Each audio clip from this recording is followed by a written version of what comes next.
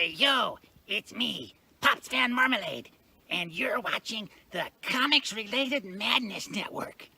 Uh-huh. So come get some. CromCon. CromCon.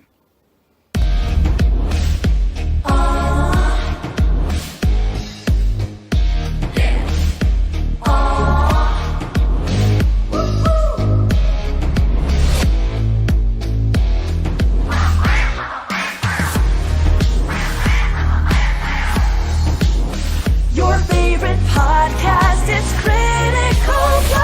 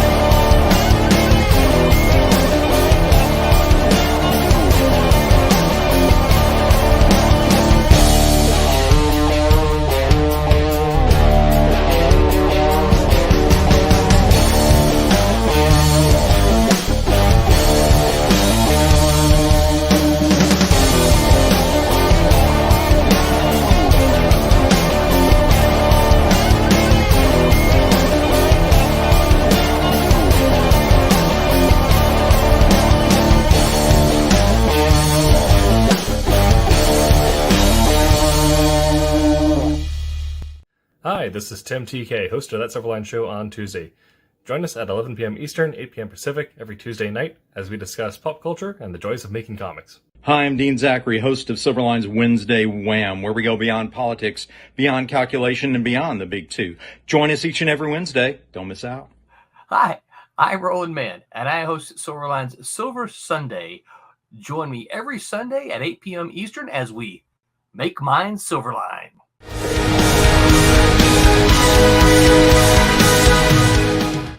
Ladies and gentlemen, welcome to Silverline Wednesday Night Wham, hosted by Scott Wakefield. That's you, Scott. Oh, that's me. Hello. My name is Scott, and I am your host tonight. Tonight's topic, I'm just going to jump right in and tell you, we're not going to wait. We're talking about video games. I think we're going to be able to easily pack every minute of our show tonight with our discussion. And before we get to that, we'll introduce ourselves. And before we get to that, we are going to I will thank all of you who supported our recent crowdfunding campaign on Kickstarter. Thank you. Yes, that's a round of applause for all of you. We hit our goals. We hit some stretch goals, and that means everybody who backed the projects at certain levels gets extra goodies, and that means that Silverline keeps growing and sharing our titles and our stories. And so thank you all. Now, the campaign is done, but those titles will be available on silverlinecomics.com. And Tommy, where else can they find those? All of our titles? Eventually, you're going to find, the ones from the Kickstarter, you'll find them on Indie Planet. But right now, all of the Silverline stuff is available on indieplanet.com. I think we put the last books up today. So I think everything except for the current campaign is up there. Everything. So everything that Silverline puts out. Everything Silverline has made, and we keep growing by leaps and bounds, which is very exciting. And as I routinely say, we can't do it without you guys. So thank you, all of you who support Silverline. We have been running double features because we have so many great titles to get out there.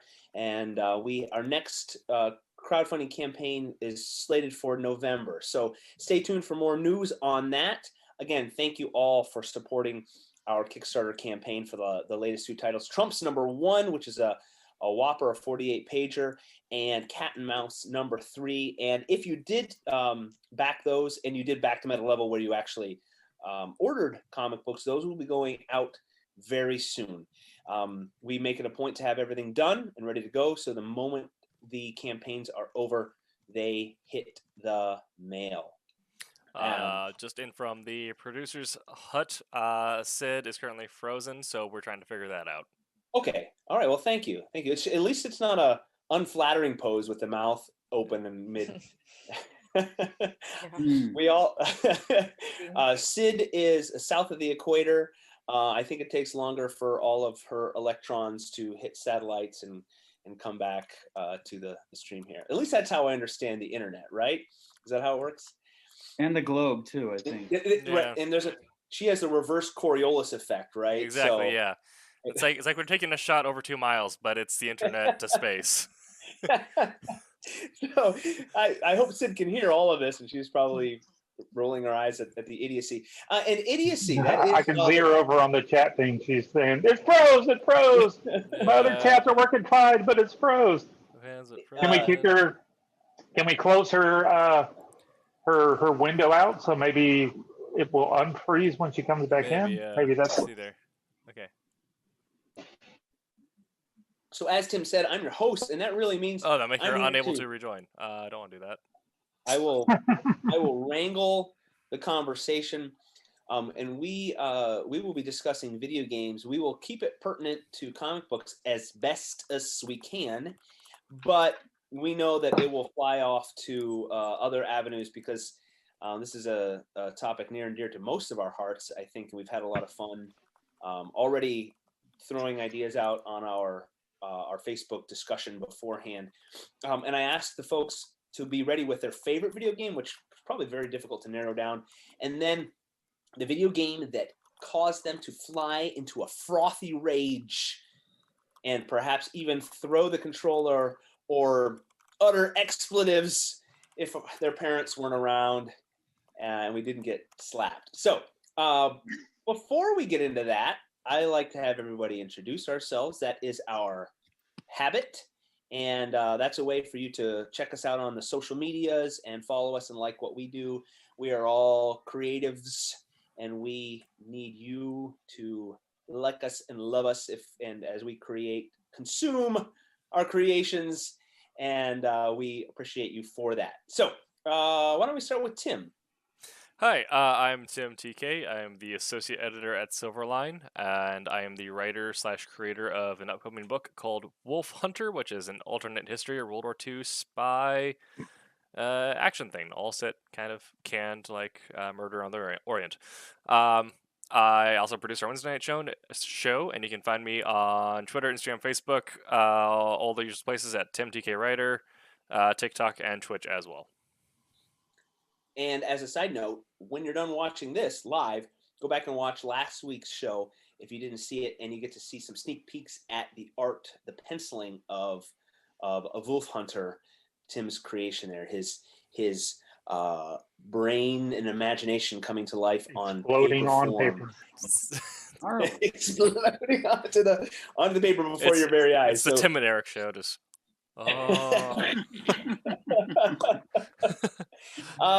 Brent Larson, introduce yourself. My name is Brent Larson. I am the creator and writer of the Silverline book, Kalis. All right. I'm in Orlando. I'm always the one who says it, and then everyone has to go back and fill in the blank. So I'll just do it like I'm in Orlando, Florida. Thank you. What do you? Oregon, way over there. Yep. What about Oregon? We're just hollering words out.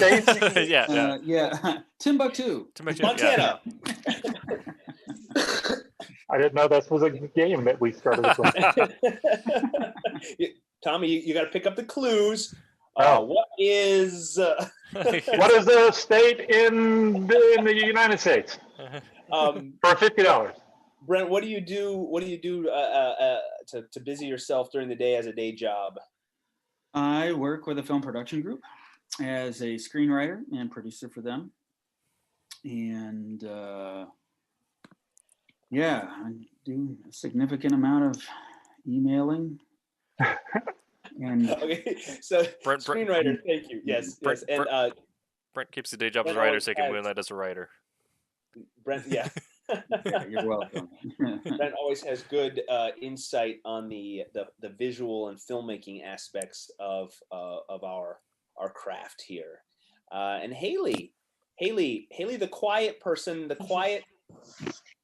She's muted, is what it is. She didn't turn Remember? the microphone on.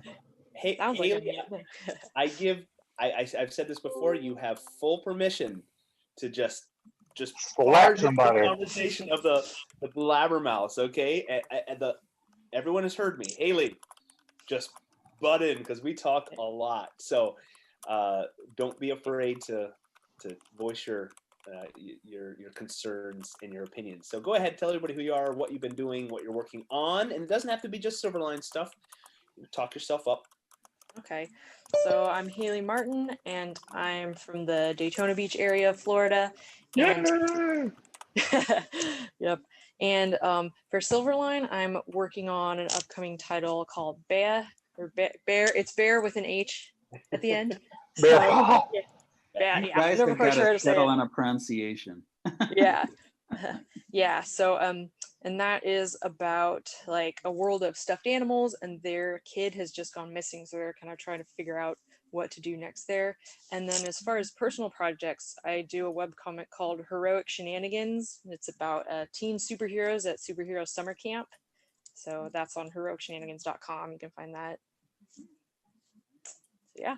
And when you say, did I miss it? I'm sorry. When you say you're working on a current, an upcoming title, what are you doing? Oh yeah, I'm doing all the art for it. Okay, and that's pencils and. Yeah, I'm doing are the you- pencils, inks, colors, all of it. Yeah. Oh, cool. Okay, so yeah, literally Everything. all the art. Okay, Sorry. that's awesome. Yep. And will we be able to see that sometime on another Wednesday night, or are you showing it tonight? Yeah, I can share it tonight. If Okay, you want. Cool. cool. I don't Can't want wait to see it. I don't want to put you on Yeah. the spot, but that's always awesome, and that's one of the cool perks of watching our streams is everybody gets to see some of the art before the rest of the world. So that's really cool. Thank you. And John is joining us. He will be. I'll let him get situated. Tommy, go ahead and introduce yourself. And John, you got a moment. We're still doing introductions. My name is Thomas Florimonte Jr. I have been doing comics for some 30 some odd years now, early 90s. Mostly as an inker for Marvel, Malibu, done some DC image stuff, just a bunch of stuff for everybody pretty much. Also do some penciling and some coloring and lettering and writing and publishing and printing and I'm so tired. And but no, I just finished doing the inking Trumps, the first book, which was just kickstarted, as everybody knows, and I am now jumping over to Champion in Miss Fury. If I said it right this time. And then we'll be starting on Trumps 2, and I'm supposedly supposed to ink the new Demon Tales coming up in a couple of months. So besides some other personal projects, and I'm also the co-owner of Kablam Digital Printing with Indie Planet, is a order fulfillment site, online store, and I am from Gotha, or I live in Gotha, Florida, which is just really Orlando. So Gotha. All right. Gotha. That's Thank right. you, Tommy. You're welcome. And John, are you also give us a nod? Are you all set or a nay? Nope. He's gone now. Okay. That bit no. No, that was back. There he is. I'm good. Hey, everybody. My name's John Medic, editor at Silverline Comics, writer and creator of the title Sniper and Rook, which we'll be seeing a lot more of, hopefully in 2021.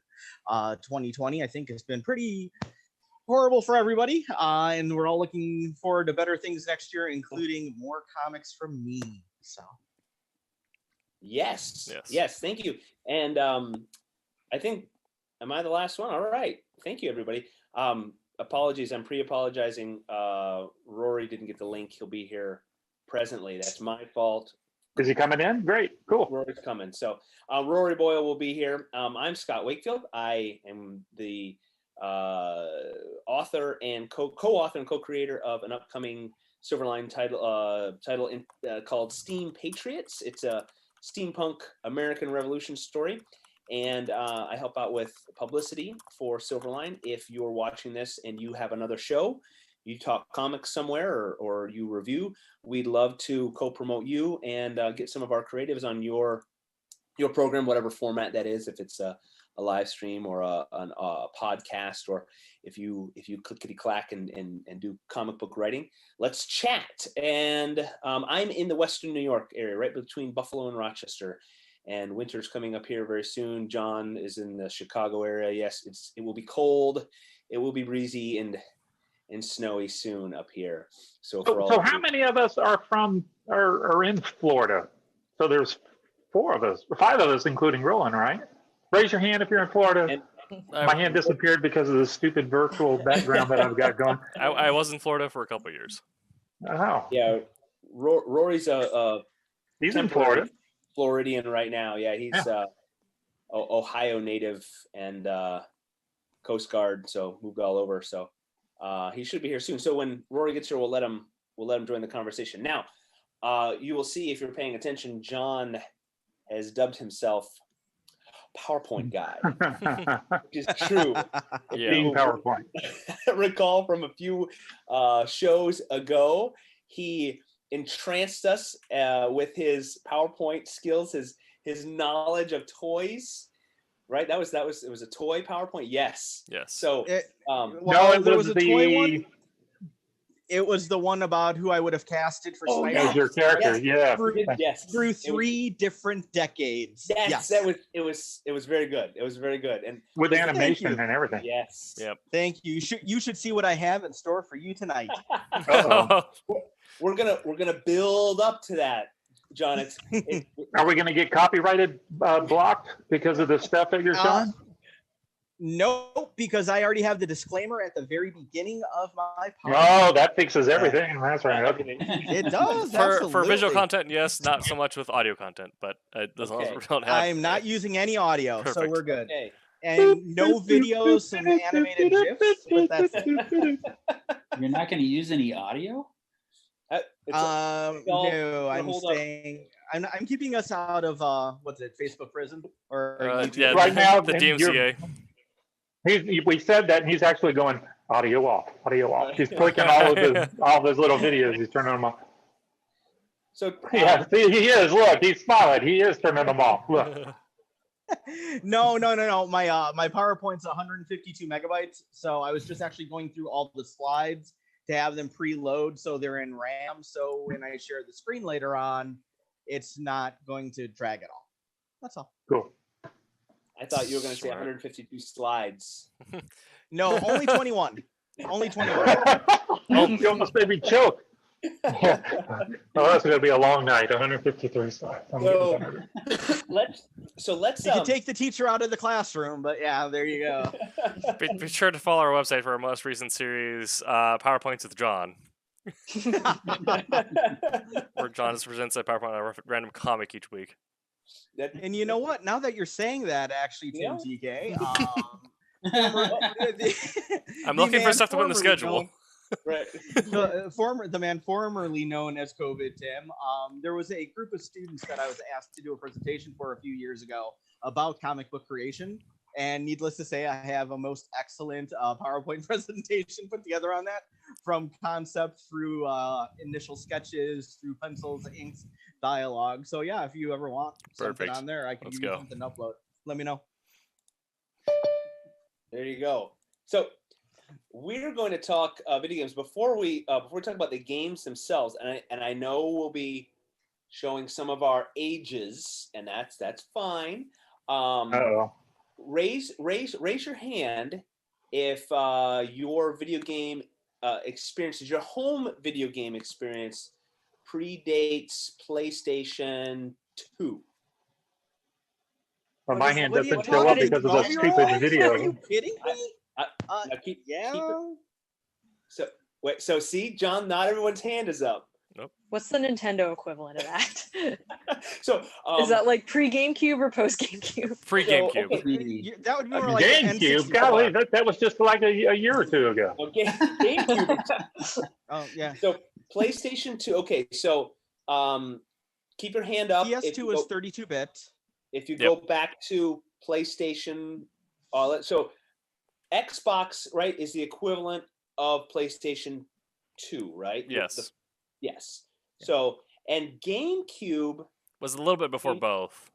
Right. It was between PS1 and 2. So yeah, so you go a little before PS2. So we'll keep going back. N64. Okay. Yeah, before that. I'm going to surprise you. Well, Super Nintendo. That's where I tap out. That Okay. was my first real system. Sega Genesis. All right. I'm just old. Nintendo Entertainment System. Oh, like just the regular NES? Yeah. Regular. Or are you talking about the Famicom? Never had one of those. Nintendo One. The box you'd get at the Chinese market. Bonus points now, and I should have written it down. I'm flaking here. There's a whole lot more stuff before that. Okay. I'm sorry. Hey, Scott. Nintendo, if you had what was the robot that came with it? The original Rob the robot. Rob. Yeah, I was gonna say Robbie or something. Yeah. No, I never had that. So then, before that, Atari. Which one? There you go. 7800. There's a bunch of those. 600. So good. Computer video system. There we go. Computer system. I'm fading off here. Tommy, John, you're still with us. So we've got bonus. The 2600. Now we'll go the other direction. Brent, you said going that way. PS2 before is not your time. I just want to say the Super Nintendo is my first system. Okay. My first system was a Commodore 64. Yes, I did have a Commodore 64. Oh, can we count yes. that? Okay, I did too. 64 was my first word. Yeah. So going this way now. VIC 20 in the house. Whoop.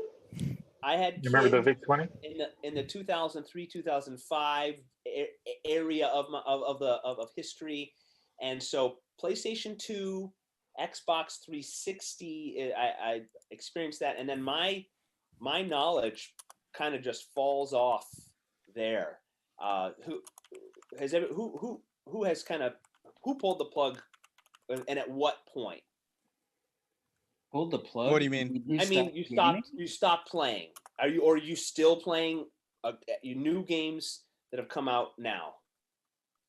100%. I would, but my wife tells me no because I'm addicted as a little kid. Actually, that's what I went to college for. I've got a computer science degree, which I wanted to do video game design, and that's what my whole goal was, to go to college, was to do that. Well, then I started doing comic book stuff, but so yeah, it's sad. So she won't let me play. She did let me get the. She's listening. She doesn't know.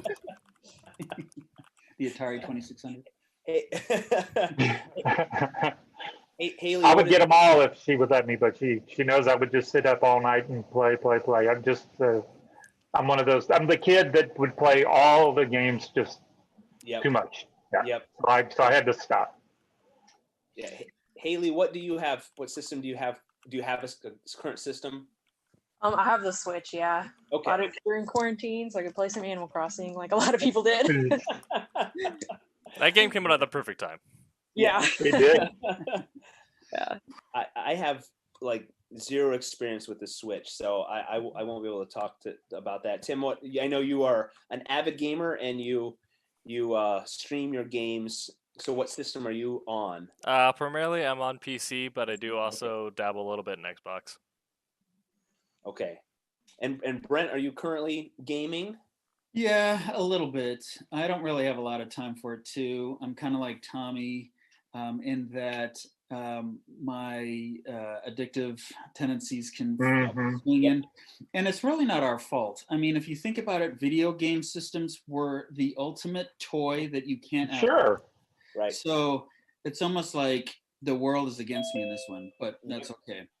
World can suck it. But I am on a PlayStation 4 right now, so I don't have any plans to go bigger just because I play so infrequently that I could probably be happy with old PS4 games for another 5, 6, 7 years. So.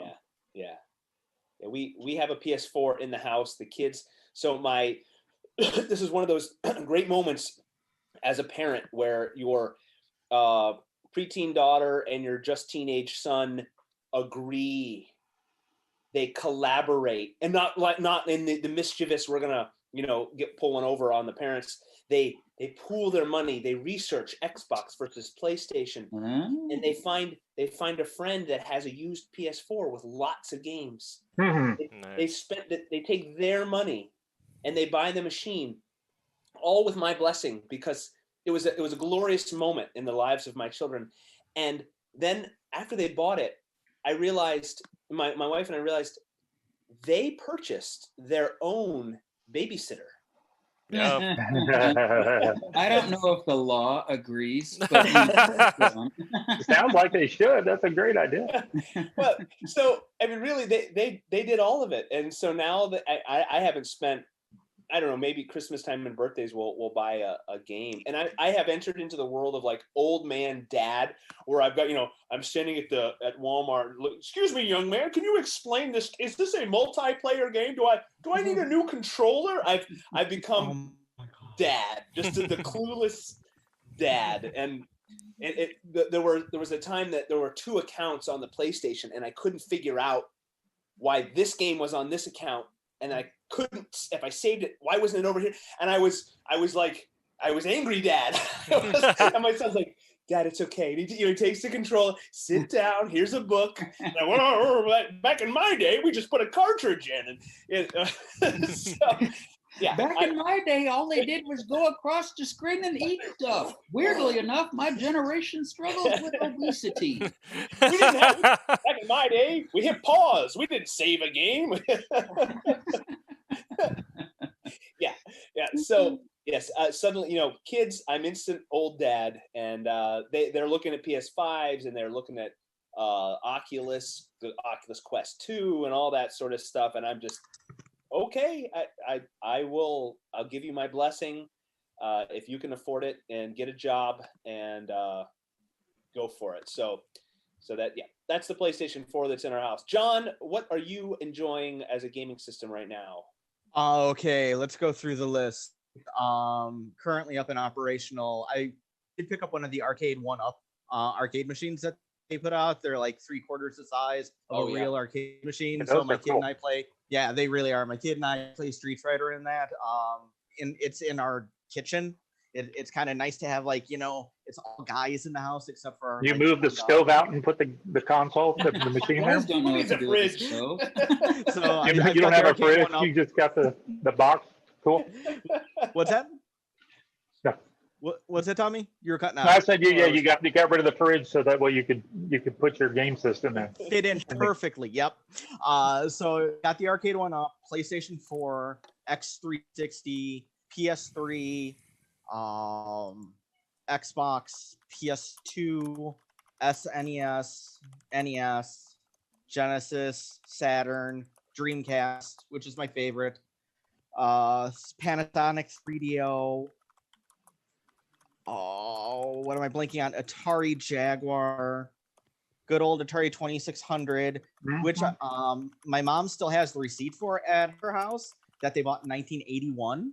So that's pretty cool. My Sega Saturn, my Sega Dreamcast, those 2 are my favorite. And my game systems in my family predated Atari 2600. We had like a Pong knockoff. Yeah. In the 70s. Yeah. However, this thing was like, it was totally awesome because it had like an early light gun. So everybody that's like, oh, I had a Nintendo with a zapper. Well, I was zapping stuff before that. Throwing in a television and a ColecoVision too. And I think Coleco was my favorite. Yeah. I think that rounds out what I've got. I think. Wow, so you kind of live in your kitchen is kind of like a museum in a way. Kind of, yeah. And for a while, I was teaching video game classes from video game history. So Tim TK, I have 5 different volumes of not PowerPoints, but handouts I gave my students in 2005 that led from the earliest video game with Gavin Higginbotham, where he made a Pong version out of an oscilloscope for an open house, through the new generation that was coming up. And at that time, that was going to be including, what was going to be, the PS2? I think it was coming up on PS2 and Xbox. So, yeah. Yeah, so I've got some cool PowerPoints if you guys ever want to see. Not PowerPoints, handouts. So John, I knew I liked you for some reason. Thank you, sir. You're Thank you. addicted just like me. Yeah. Yes, Except sir. for you're still doing it, and I got cut off. Well, I did too, and then I got cut out, and I'm back. So it's all good. All right, so I'm going to keep repeating. Stay tuned for John's PowerPoint. It's going to be epic. Epic. Rory Boyle, Royal O'Boyle, you are late to the game because of me. I've already given my mea culpa. It is my fault. I was afraid that when you showed up, you'd outshine me, and I was childish. So I forgive you. Rory, You gave him the wrong one on purpose. Whoopsie, sorry, dude. Tell us who you are, what you do, and where you are, and then go ahead and tell us your first gaming system, and then what you got right now. All right. Rory Boyle, co-creator, Steam Patriots, along with Scott here, my better half.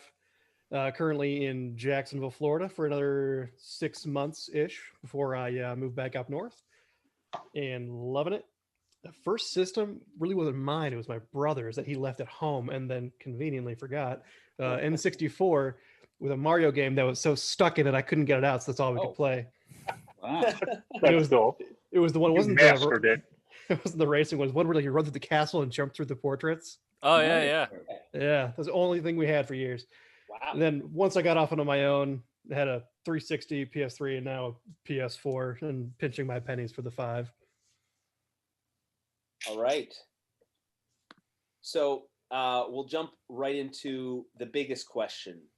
Best video game ever. Anybody? Like personal favorite or objectively the best? Okay, but go with Yeah, Go I with was both. wondering the same thing. I haven't played every single video game. Yeah, there you go. So how could we know? Yeah. We're done. Show is over. Your favorite, and then if you have an opinion on, yes, sure. What Sure. what does the world say is the best video game? But give us one of each. I'm Oh my goodness. So I didn't know you were going so hardcore like that. For me, and I know maybe it's cliched, and I'm gonna lump them together: GoldenEye and Perfect Dark. I knew you were going to say that. And that's because I have so many fond memories, and that was a game that I could spend on the 64. Nintendo 64. That awful Wii. remake on the Wii. Oh, that was so aggravating. It was horrible. It was horrible. You called it a Wii make, didn't you? What? Did you call it a Wii make? Because it was on a Wii. Because if you did, that was cute. Yeah, that wasn't intentional. I didn't, but Okay, you did now. okay. You should copyright that. I didn't even know we did Wii makes. Scott, I didn't know you had a speech impediment. Gosh. So the N64, GoldenEye, and then Perfect Dark was just another level of the same game. And Perfect Dark was good. I love them. My good buddy Chris, I would spend way too much of my life in their living room playing and annoying everyone who tried to join us. My then girlfriend, now wife, tried to play along, and we had every spawn point and every weapon location and every memorized. So we were the most obnoxious idiots, and people would try to play and they could not. We would slaughter them, and he was infinitely better than I was. And so when Perfect Dark had this, you could add the simulants, the sims, and that added a good element because it was a buffer between him and me, because he would destroy me. but that's my vote, and I think industry wise and world wise, it's a favorite. There'd be hard pressed to. I don't know about number one, but that's got to be high on a list of best video games ever made. Okay, well, mine, I'm going to give you some on the machine that it was on. So for my 2600, I think the best game that I liked as a kid was Adventure. You know, remember Adventure? Great I game. loved Adventure. I remember when I heard that there was and I don't remember where I heard, nobody showed it to me, but I got wind of the Easter egg in there, and somehow or another on my own, I found it. And I remember, and I don't know if I read that, you know, how you were supposed to find it, that kind of thing, but I remember finding it, and to me, that was the best one for me. But on the ColecoVision, which was my other system that I loved the best, I loved Jumpman and Jumpman Jr. Do you remember those games? I had that from a Commodore 64. Yeah. Yes. Great game. I love Jumpman and Jumpman Jr. for whatever reason. I don't know why. Oh, and Montezuma's Revenge. That was a fun game. That one, yeah. Was that a drinking game? Yes, it was. But for I think PS1, PS2, I can't remember which one it was, but y'all remember Metal Gear Solid? That was PS1, yes. Yeah, so God, I love that game. I remember sitting up day after day, and my wife was like, "You're still playing that?" I think I bought it just to play. I remember you could take I bought one of the Rumble controllers on purpose. So you remember there was some sort of crazy thing where you took the second one and plugged it in, and you turned the other one upside down, and you could walk around, and it would shake on the floor and all kind of shit like that. Yeah, Psycho Mantis. That was so cool. I love when my kid tells me that I'm like old and I don't know anything new. One of his favorite YouTubers for a while was a girl who goes by the name SS Sniper Wolf. She does videos every day, and she's awesome. She's hilarious. You know, great videos to watch. I'm like, yeah, you know where she got that name? Where? I'm like, Solid Snake, Sniper Wolf, video game. No. No, she did. Yeah, she did. He's like, how would you know that? I was like, Metal Gear was 2005 when you were born. Was fabulous. Yeah. But I think my favorite one of the, I don't know if it was PS1 or PS2, but I love Silent Hill. You remember Silent Hill? Yeah. Oh God, I remember staying up like it was all night long. It was like, you know, for whatever reason, it was like 4 or 5 in the morning, and I had all the lights turned down, and it's creepy as all get out. And my wife comes in and scares the crap out of me. And it's like, because that game was scary. But I think my favorite game of all time, and it's a series of those games, is all the Doom games and all the games that they led into, and everything that still that first person kind of, you know, there was stuff before it like the Wolfenstein, and all that kind of stuff. But when Doom came out, and you know, they had the free version that would play on just any old crappy PC that you had at the time. When it was that for me was the game of all the inducing games. Yeah, and all the games. And I tell you what, I ended up buying this gaming laptop here. Don't tell my wife. I told her I was getting it so I could do Photoshop better and play Planet Coaster. Y'all like Planet Coaster? Planet Coaster is fun. But you can play Doom Eternal on this thing, and it looks so good. Nice. That's it. Doom, id Software, ID Software, whatever you guys want to call them, and all of the Doom games and everything that they made. That's it. Number one. Boom. Stop. Out of here. From the chat, Sid says she likes Smash Bros Melee. That was fun. Yeah, Oven, his favorite game is Monster Hunter World. And and Dustin Wallace says definitely the Dark Souls series. I'm familiar with Monster Hunter, but not the Dark Souls series. Yeah, Dark Souls. It's a game designed to be punishing. It's an action adventure, but it's entirely reliant on you memorizing boss patterns, because if you don't, you get insta-gibbed. It's brutal. Yeah. Like kind of God of War, like that. Worse. To the nth. Far worse. Yeah.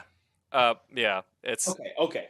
But Once you get it down, you can progress, but you run your head against a wall a couple times until you get it down. Yeah, that's Makes me want to go play some games right now. Right. Yeah. Okay, bye. Yes, later. That's me leaving. I keep taking it. One day I'm going to walk off. I'll go next. I was a Legend of Zelda guy from way back, and I loved my first. The first system that I owned as an adult that I considered to be really mine was the Super Nintendo, and I played a few games and they were fun. But when I played Link to the Past, that was when I thought I could do this for the rest of my life. So that was cool.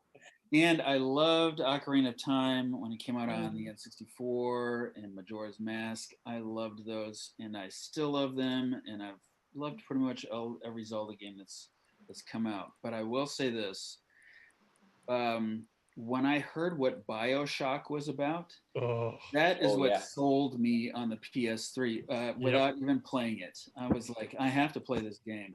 Absolutely. And I played it through, and that's probably my number one spot right now. It's a game I'll play over and over.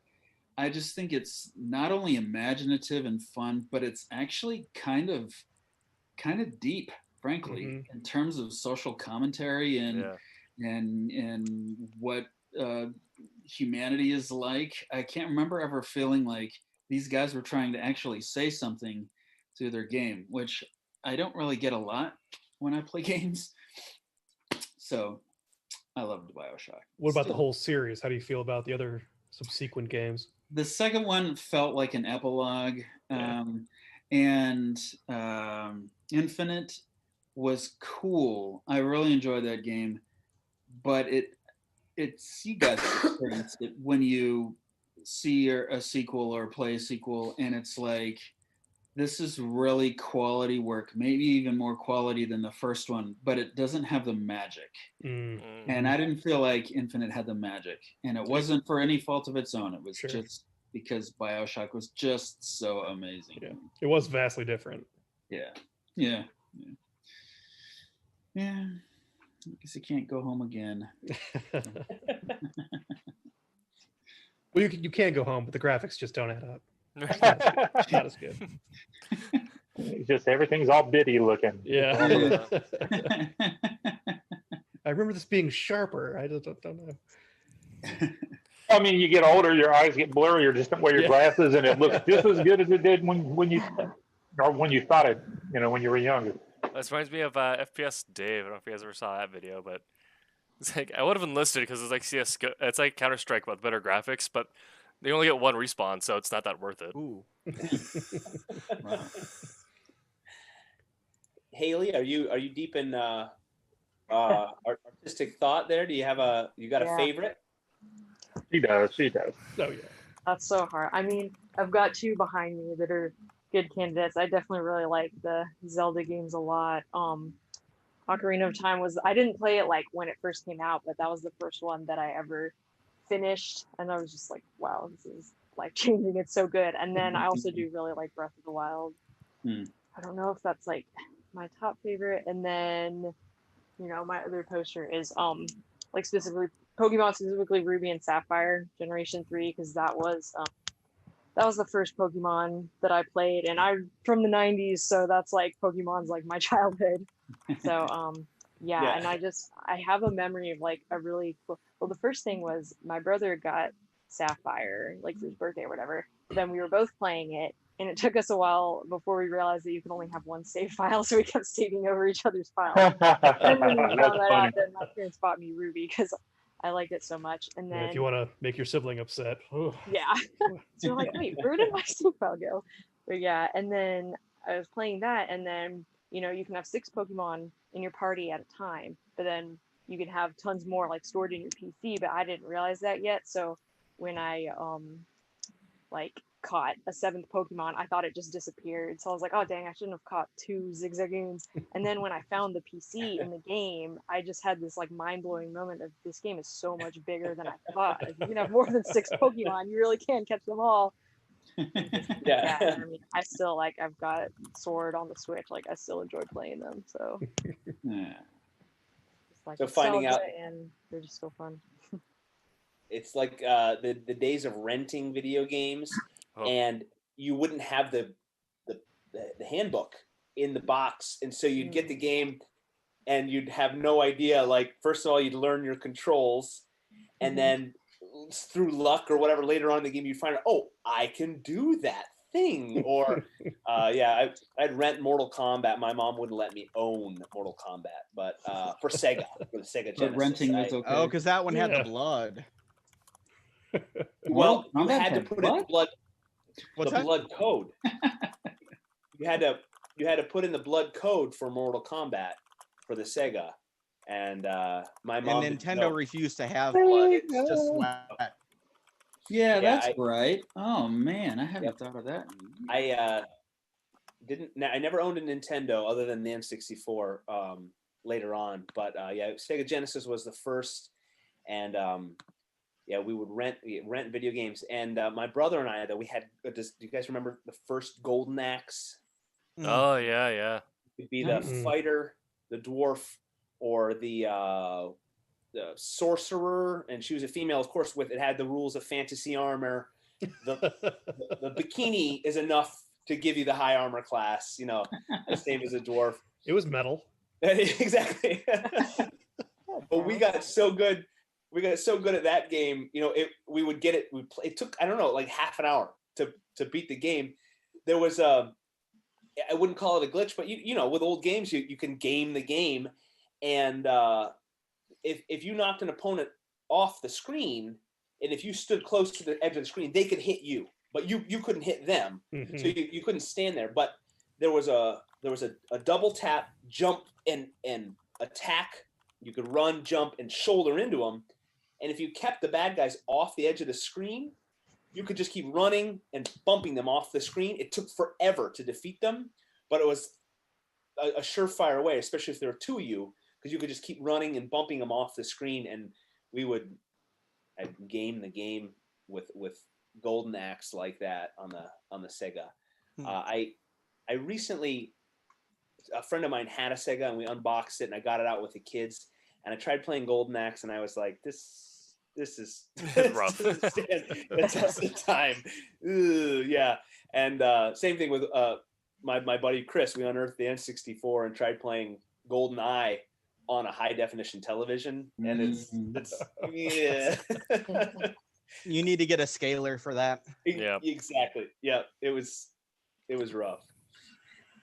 So Rory, favorite game? Did I skipped over you? Oh, that's all right. Oh, that's a very tough one.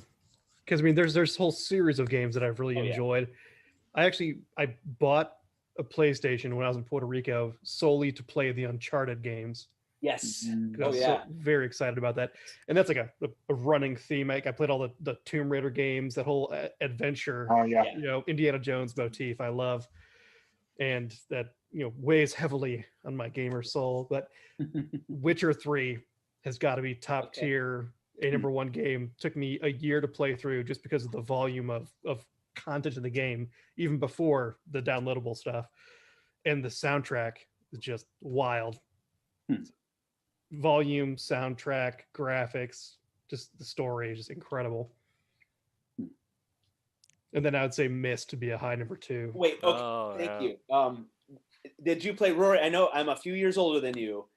So did you play the original PC Myst with the stationary? Yes. You go from screen. Yep. You just advance like 5 feet at a time. Yep. And you couldn't look around. You could click on things. That game, it was equally beautiful and aggravating. And I think that might be one of my examples of me wanting to smash the computer. Oh no! If I wanted to smash something, it's Lemmings, the original Lemmings. Oh yeah! Oh, thank God those old computer screens were like 24 inches by 24 inches by 24 inches with like a 5-inch thick piece of glass, because I punched that thing so hard. Oh yeah! Lemmings. Yeah, but Myst came out really pre-internet, the dawn of internet. Yeah. Well, that was PC Netscape era. Yeah. You couldn't look things up. There was no walkthrough. But there was a no hotline YouTube- you could it was- call for $2 a minute. Holy Dude. It was Oh, infuriating. man. And of all the, oh yeah, because you turn a knob here and then you have to turn around, walk, go see if it did the thing you thought, find out nope, didn't do the thing, Right. turn around, walk. Then you end up drawing turn the other patterns. knob. Yep. Yeah. Oh yeah, I would have a piece of paper and you'd write, you'd map out. Oh, it's terrible. Ooh, that's dedication. So what's better, console games or the games on the computers? Now we're going to get into a fight if you do. Well, there is cross-platforming now. That's true. But things are purpose-built nowadays. So you can have the insane, like, Alienware gaming laptop. Yeah. That can match, I've frames per second. I've got a pretty good one, but yeah. What about a Zork? That's a game. Oh yeah. Text game. I Zork, used to love Zork. Original Zork. Yeah.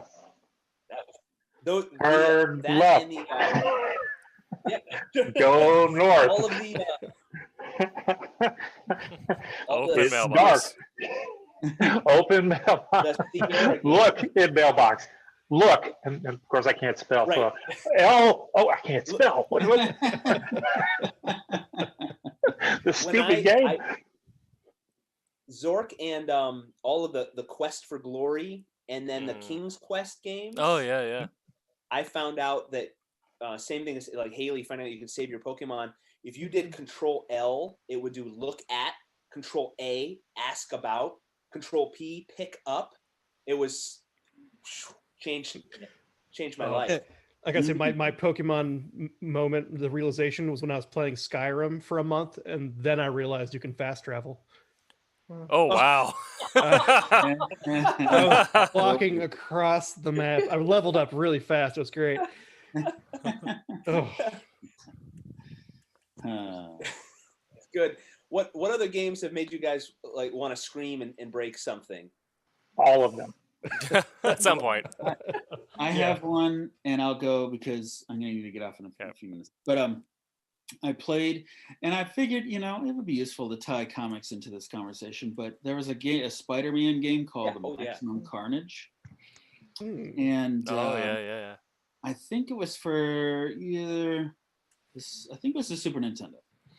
And I played it, and it was a punishing game, and it wasn't that great of a game either. So it was a side scroller, and it I don't know. I could tell even as I was playing it that it wasn't great. So I finally get to the end, and I think Venom and I are teaming up to take down Carnage, and we do. And the game ends, except no. Then suddenly Carnage pops back up, and I had dumped hours into this thing. And that night, it came down to one night, and then Carnage pops back up and then just kills both of us. So I took the cartridge out of the game and went to the garage and took a sledgehammer to it. Did you really? At that Now point, that's I a was rage like, quit. Yeah, that's how I rage quit. And this was not a disc. It didn't break easily, but it was done when I made it. I'm going to have to say, I think finishing move. You won. Yeah. Yeah, that's right. You won. Over. Because I think I was suddenly struck Fatality. by this thought. I don't think I'm having fun anymore. I think that was really just the end of it. So, yeah, I've never done that before since, because there have been times I've played games and I'm like, I don't think I'm having fun anymore. And then I quit. But in this case, it had to be finality, because I knew if I didn't, I might just try to do it again with the hopes of it being more fun that time, which definition of insanity right there. So, yes. Well done. You've set the bar pretty high for that. That's good, Brent. Now, if we ever draw Brent as a superhero, his weapon is a sledgehammer. Yes. Sledgehammer. That is your melee weapon. Sledgehammer. I Sonic the Hedgehog made me so angry that I quit. I didn't throw the controller, but I turned the Sega off, and then I turned the TV off with the button so hard. How else do you take your rage out? I turned it off so hard that I smash the button in. Yes. So that taught the TV. Yes. Yeah. It'll never do it again. But then you had to kind of finesse the button to turn it on and off after that. And I never told my mom what I did. She just noticed the TV never working again. Does she ever watch your TV streams by any chance? You may be getting like a You should PayPal probably- money request. You should tell her now. You should just apologize. Mom, it's a big reveal. I broke. Yeah, it's been the weighing old- heavy on my chest for decades. Sonic to me always just seemed like a game that just never ended. It just kept going and going. It's like, when does this game end? So it's like I just kind of got bored of Sonic I mean, it was fun at first. I just was really cool. It's like 5 hours later, I've not gone anywhere. I'm still doing the same thing. I'm running around picking up these coins and or the little links and or the whatever the rings. The rings. Yeah, and then you go into the extra bonus world where you'd run on that globe and go rings this way, and it was the rings this. Yeah. Was that Sonic 1 okay. Haley, have you seem like someone who's freaked out. You strike me as that just angry, Just rage, Rage filled. Yeah. One game that comes to mind is a game that I actually really like is Shovel Knight. Oh yeah. Yeah, and that one, like, it's so hard, but like, and it did get like kind of frustrating, but it was more like a challenge. Like, I really I would die, and I'm like, I want to keep playing because I want to beat it. Yeah, it was just like really cool, and like it's like a platformer, which I haven't played a lot of. I remember having like a Mario game for the Game Boy back in the day, and I can never get past like the first or second level. It was just so. But yeah, Shovel Knight was cool because like it just every time you got like a new power up or whatever, then just the puzzles you'd have to go through like that it just was really creative. And then like it's like a newer ish game, but it's got like the old school pixely look. It's really cool. And those are making a comeback. Those lower resolution ones. Yeah. And then for the final boss, you have to fight all the previous bosses in a row without dying, and that's all. At the same time. So much fun. Yeah. Yeah, my But son. I was really proud of myself for beating that game. I was just like, so Haley, I would describe your demeanor during that time as moderately peeved. probably. Yeah. Raging on the inside, but shucks, I'm slightly perturbed. Red smash. Yeah, I didn't have a calmly pick up the TV, calmly walk to the window, calmly pushed it out. Haley said, maybe I'll turn it off before I get angry. And that's a sensible route. Yeah, I mean, it's on the 3DS, so I can just shut it. That's right. Takes out a shotgun, one round, bam. Who's fighting now? Huh? I'll show you. Yeah, but before you destroyed it, you had to save. Gotta save it first, so that way I can come, and then I'll destroy it. Look, I'm knocking my head off. I'm so crazy. Save first, and then destroy. Tim, what about you? What causes you to fly into a rage? I know.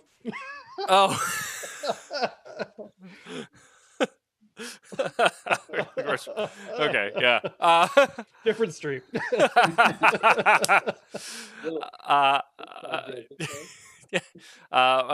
you want to know what Roy's talking about, visit my stream after this, twitch.tv/agrobacon, where I scream at people. Aggro, 2 Gs. With 2 Gs. Aggro, as in aggravated. I scream at people in Destiny. But I have gotten pretty aggro a couple games. It's been mostly shooters. And those late nights of Halo 2 or whatever, where you're just doing absolute crap in the lobbies. So you just yell some profanities, throw a controller across the room, and just like lay down on your bed face down. So I've done that a couple times. Most recently, it's been the most recent moment of rage has been the Arma games, which military simulator, but the world's worst AI. It's so frustrating. Okay. Yeah. All right. But my favorite game of all time. Oh, yes. Yeah, I'm into that. Following off of Tommy, it's actually Metal Gear Solid as well. First Oh, one came yes. out in '98. Went until like 2015. So I've been following the series religiously for like 17 years, and even went and got the comic adaptation from IDW with art from the amazing Ashley Wood. And there's the dude that Tommy was talking about earlier, Psycho Mantis, who did all the fun controller stuff and all the saves. Yeah, that was so cool. Yeah. But why is your controller sitting upside down? Watch it move. yeah, Watch it move. But the art in this book is incredible. I love it. How's the story? Is it good? It's good. Yeah, it's good. That's Cool. pretty faithful to the games, and then, but they do kind of like director's cut scenes where stuff that Hideo wanted to put in the story, and then they even have a issue 0 connecting Metal Gear Solid and Sons of Liberty, so it connects the two. Nice. Yeah. And so it's the first two. I believe they're going to try to do the other games, but that was at the time when Konami was getting rid of Hideo before he ended up splitting. So rights were in an interesting place. But I've been following that series for so long. The weird cryptic commentary on geopolitics and nation states is super fascinating, and I love the way that Hideo just tells it all in a fever dream of weird spy mumbo jumbo. It's great. Excellent. Thank you, Tim. So we surpassed or past the halfway point. This is where Brent needs to go. He's nodded off already. We kick him off. Permission, and we'll transition into John's PowerPoint in just a moment. Brent, thank you, sir. If you would like to say goodnight. I would like to say goodnight. Good night, everybody. Good night, Brent. Good night. See you next week, bud. Read Brent's book, Payless, that is on Silverline Comics. Good night, Brent. Okay, if you haven't picked up on this and you've joined us after the intro, we're talking about comic books.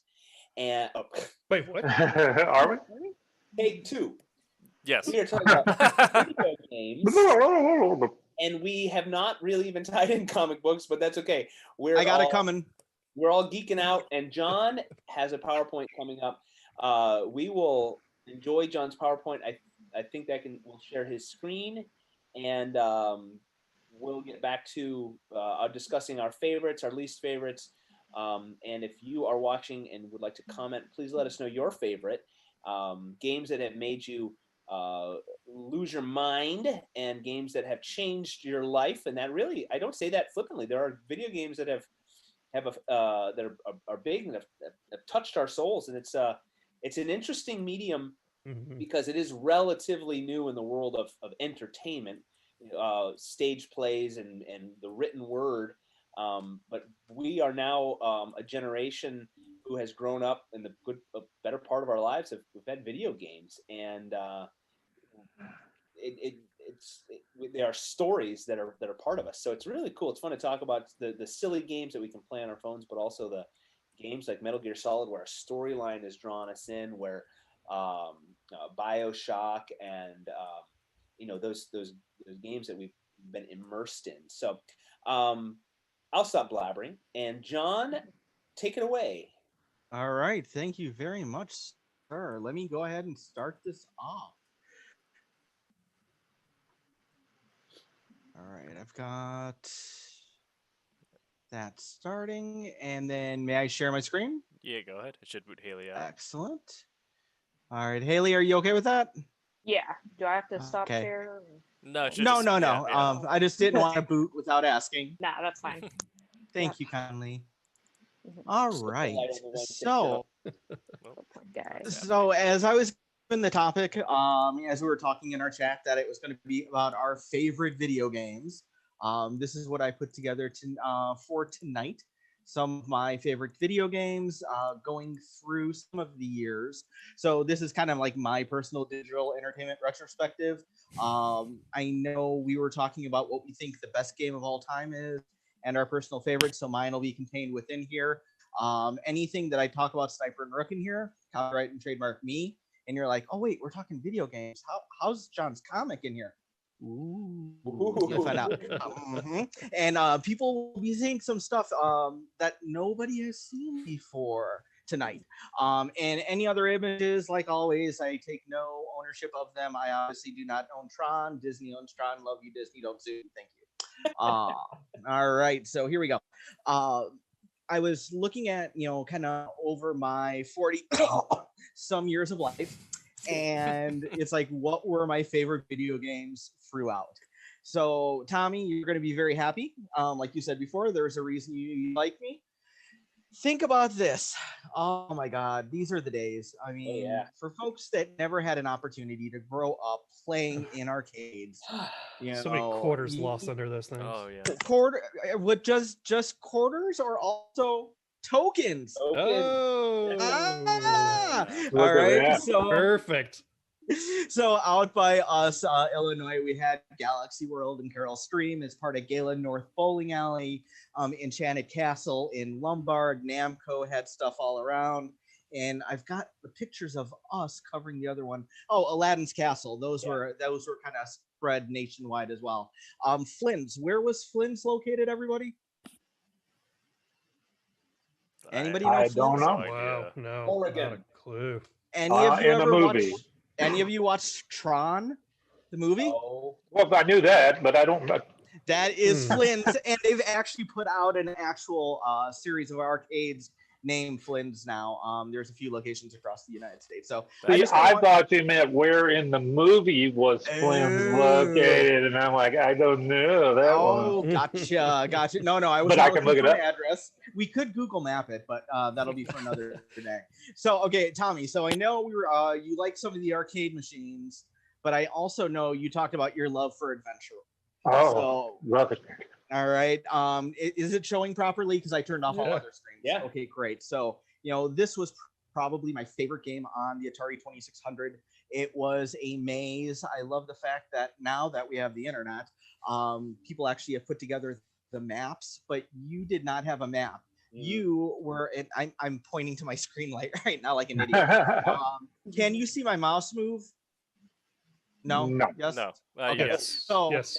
yes. Okay. Great. Okay. So over here, you were the dot, and you could catch bats. Bats steal things such as arrows, such as keys, such as the golden chalice. When you start off the game, you started off in front of your castle, and depending on which difficulty level, you might have multiple. Might have a white castle. You might have the black castle. White castle. No sliders, totally different. And you had a maze you had to go through. I could tell you, I clocked so many hours with this game. I could still do that maze, by heart, know it like the back of my hand. You had 3 different colored dragons, a yellow. No, you mean ducks. They were the ducks. Well, ducks, yeah, they very much look like ducks, especially like over here when they, when you hit them and they look like they quacked. They would go. when you killed them, yes. There are different keys to open up the different doors to the different castles. The magnet, which you could use to pull metallic things out of walls to get stuck. And as Tommy mentioned, this was the game with our first Easter egg as well that was hidden. Current generation folks, the ones, in other words, not as old as me, may very well know Adventure from the movie that came out not that long ago, Ready Player One. That was good. Adventure had a very, very prominent role in that movie. It was what the key to everything was. Sorry, spoiler alert. So, moving on. The next one. This one actually, as I started putting this together, I was like, wow, I'm starting to see a theme in some of the video games. Kung Fu Master. Does anybody remember Kung Fu Master? Mm-hmm. All right, Kung Fu Master, one of my favorites. It was done by IREM Corp in Taito. It is on the IREM Classic Collection for the Sega Saturn, but most people knew of it in the United States just under the name Kung Fu for the Nintendo, the original NES. And this, this game starts off, it tells you up on top, you have a Kung Fu Master named Thomas. I never knew you. Hey, all right. Because all Kung Fu Masters have just Americanized names. And Sylvia, they're attacked by guys. Sylvia's kidnapped, and he has to go and fight Mr. X. And how many people have played Kung Fu Master? Say yay if you have. I played it. Okay, so 1, great. So you had 5 levels, and basically, if you take a look at this picture over here, where I have them like all hugging and stuff, you basically walked across to the very end of the hallway. You fought a boss. You went up the stairs, and then you got to the next level, and then you walked across, and you fought people, got to a boss, and then you went up on the top of the next stairs. And for the Nintendo version, that's what the whole map looked like. The top level is what it looked like arcade-wise. The bottom level is a little bit different because that shows you what it looks like on the Nintendo version, but it's still the same idea. It's a 5-level game. I And feel like you can make a movie out of that. Oh, you could make a movie out of that, or you know what else might be kind of cool for that? Maybe like a comic book sequence. Ooh. So this is never before seen artwork from the next issue of Sniper and Rook. This is a double page spread. This artwork was done. This was my idea. I've loved Kung Fu Master my whole life. I was on a bowling league when I was a kid. Took so many quarters, to play video games. My mom's like, "You're throwing all my money away." I'm like, "But I love this game," and I play and die. And could I have another quarter? And so I've wanted to do something with this game forever. This artwork actually was done several years ago. Take a look, 2015. So I had to pull this out of the archives. But this is coming up in issue 12 of Sniper and Rook, where Rook has to go through a series of killing bad guy guards, and there was not enough room on the page to do 5 levels. So I said to the guys, I'm like, let's do 3. And I explained the concept. My buddy Bill Mouse laid it out. The penciler for this short story, Leonardo Gandam, did the pencils. And then Douglas, why am I blanking? I'm sorry, Douglas. Douglas Armstrong did the inks. They were digi inks. And so as you can see, the whole idea was she goes to the end. She goes up a flight of stairs, pops in the door, goes across up the stairs, pops through the door, and goes down and out that back door to the next page. So this is double page spread from Sniper and Rook number 12. Cool. Very cool. Yep. All right. Very cool. Very cool. All right. So my next game that I lost a lot of money on over at Brunswick Lanes, Commando. Commando was this was a not side scrolling, but a top down scrolling game, and really only top because you could go only in one direction. Also had a regular Nintendo port. Of course, there were other ports, just like Kung Fu Master. Kung Fu Master even had an Atari 2600 port. You don't want to play it. Commando has an Atari 2600 port as well. Most people probably play this on the Nintendo. However, one of the things, if you take a look down in the bottom corners, Commando is smoking, something you would not see in a Marvel comic anymore, because no stogies for the Thing or Nick Fury or Wolverine or anybody of consenting age, basically. All these states are allowing marijuana, but heaven forbid somebody has a cigar. It's not even a Cuban cigar, but I digress. And to bring this to the next level of age in games, has anybody ever played Bionic Commando, another Capcom game? Yes. The lore is this is the same gentleman. Oh. So, yeah. Pre-Roboarm. Exactly. Yes, very much so. Very much so. All right. So that was one of my favorites. So this is where it really started getting to me. Double Dragon, one of my favorite games. Oh, so good. All right. Side scrolling. Bad, horrible movie. Horrific, horrible, bad movie. And it's even got an actor in it that I like these days. What's his name? He was Nicolas in the Cage. new. We should have had a timer going for that. That was good. Oh my gosh, what is that guy's name? Wolf. Something Wolf. Lundgren? No, not Wolf Lundgren. He was in V. He was in the movie Go. Something Wolf. I don't know. But the intro to this is, you have Billy and you have Jimmy, you have the brothers. But what happens here? I started putting pictures up there the other day, to show you the intro. Then I found a GIF on it. You got a girl she gets slugged in the stomach and kidnapped. What did we have? I'm trying to go back a couple slides. What did we have going on with Kung Fu Master?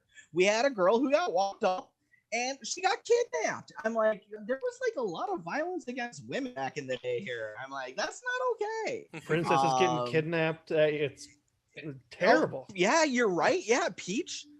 Yeah, running themes. Yeah, but then we will make it better with some of my upcoming slides, and the universe will write itself, and females will be represented as being strong.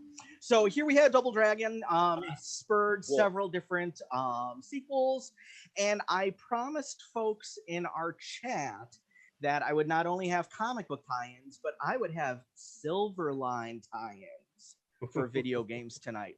Marvel Comics put out a Double Dragon series.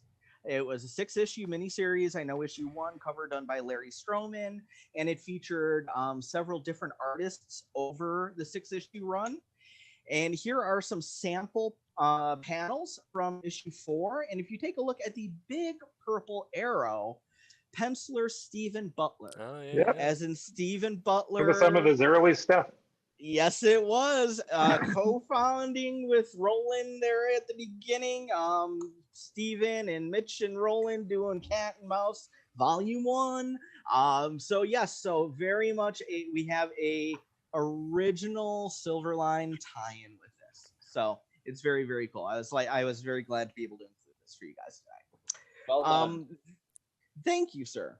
This one, this would be my favorite game. So I love the fighting games. It probably has something to do with I don't have the focus, energy, or really interest in spending 40, 60, 80 hours in a game. Role-playing games, not for me. The longer games, Metal Gear Solid, I tried. I liked it. It was good. I just wasn't good at it. The fighting games are really my thing, though, and it really came with Super Street Fighter 2. Cammy has been my favorite ever since. And this game was the one that spurred my decision. Do I buy a Super Nintendo or do I buy a Sega Genesis? And it hinged on which home version of Super Street Fighter 2 looks better, because that was going to be my driving force, because that's when I bought the system to be prepared for this game. Similarly, I also bought my Panasonic 3DO because that was the only place I could get Super Street Fighter 2 Turbo, at least for a while. It's available across other platforms right now. So my video game, my favorites, starting, all the Street Fighters, Street Fighter Alpha series, fantastic. Street Fighter 4, 5, okay. Street Fighter 3 was great, enjoyed it. I very much like the 2D more than the 3D. But so going back to answer Scott's questions from earlier as to our favorites, this is mine. Cool? So what wound up happening is, you know how they say if it's not broke, don't fix it? Mm-hmm. And hey, if it makes money, let's try to make more money off of it. So Capcom had this really good fighting engine. It was very popular in the arcades, and they're like, let's see what else we can do. And to the left, we have Darkstalkers, the Night Warriors. Am I still on? Oh, yeah. Okay. I'm making sure that I didn't cut out. So yeah, Darkstalkers, again, Street Fighter fighting engine, basically, although it was kind of revved up. And it was kind of with monsters in the top corner where you see the player selection screen. You had Dimitri, so you had a vampire, you had a werewolf, you had a Frankenstein knockoff, you had Lord Raptor, the fourth one over. He plays a guitar, really, really cool. Underneath that, you had this weird underwater guy who had this sonic thing that comes out of his mouth. So kind of like a creature from the Black Lagoon. In the top right corner of the player select, you see Morrigan. There's still a lot Capcom does with her. Mm-hmm. Underneath her was Yeti, so an abominable snowman thing. And the young lady who is on the bottom row, second from the left, Felicia, the cat girl, that is down in the animated GIF as well. So this is also about when Capcom starts working with Marvel. and starts putting out, this is really where the series of games start getting awesome. There was a 4-player version of an X-Men game, a side scroller that people really like, but for me, the fighting game was where it was at. So as you can see, we had a roster of 10 characters for that time. This was awesome. This was just amazing. It looked good. It played good. It was really, really fantastic. Sega Saturn was the best version for home that this came out on. Then the next one, tying back to comics even more, they're like, okay, hey, that X-Men thing went over well. Well, you know, we already created some of these X-Men, because if you look on this page, going back here, we see they've already created sprites and graphics for Psylocke, and they made them for Wolverine. And they're like, well, let's see if we could just like reuse some of these assets we've already made. And so we get Marvel superheroes. Up on top, you'll see they reuse Wolverine, they reuse Psylocke, they reuse Magneto, there's the Juggernaut, but they also threw in some new characters, and this is where they started stretching out into the actual Marvel universe of characters. So this was a fun fighting game. Then this one is probably going to freeze everybody's screen with all, or give you seizures or something. I apologize. This one would be my favorite. And this one was a home arcade machine I had to own. So this was actually, I think, the second arcade, like true arcade cabinet I bought. X-Men versus Street Fighter. It had the return of Cammy, which had me totally stoked. Had an expanded roster. Had 2-on-2 player action. If you played the PlayStation version, you could still choose 2 characters, but you could not tag in and tag out. This was the first one that allowed you to tag in and tag out and save your power bars. If you had the Sega Saturn version, power bar, that means that you had the Japanese import because they didn't release it domestically. It also means that you got the box version that came with a 4 meg of RAM cartridge that plugged into the Sega Saturn, which made it arcade perfect and allowed you to play with both of your characters with tag in, tag out. It was phenomenal. That's when I got my Saturn modded, so it had a switch so I could play US or Japanese games. Since then, I've got US and Japanese systems. So X-Men versus Street Fighter, love it. I'm the Juggernaut. Yeah, I knew somebody was going to go there. I almost went through when I said Juggernaut before. All right, so, you know. But with those again, games, as I'm sure John is aware, the phrase was Berserker Barrage. You know what? Yeah. I actually had that as one of the GIFs I was going to put in. I just ran out of room. I was like, oh, and so actually I have it saved still on my desktop. But yeah, so again, they have assets that were already made, so they started importing them. So we had, you know, X-Men, then X-Men versus Street Fighter. Yep. And then so here we have Marvel superheroes versus Street Fighter. So if that's, you know, making them money, let's take it to the next level. Not let's just have Marvel versus Street Fighter. It's all Marvel versus Capcom. So Capcom games would include characters from Darkstalkers in the bottom. So there again is Morrigan in the bottom left-hand corner. I said we'd see her again. Strider Hyrule from the game Strider for the Nintendo shows up there. And as you can see the roster up on top, they start doing some palette swaps, meaning just using the same assets and changing colors. Any Mortal Kombat fans, you know, Sub-Zero and Scorpion and Reptile, you know, it's the same asset, just colored differently. So here they took out Iron Man, but gave us War Machine because they're so different. Right. We did get... There's the, I don't remember if it's this one or if it's, yeah, it would be this one. There was a color palette swap option for Captain America that turned him into U.S. Agent. Yeah. So that was pretty cool. Yeah. That would be cool. Yeah. That's my favorite. That's my favorite uniform.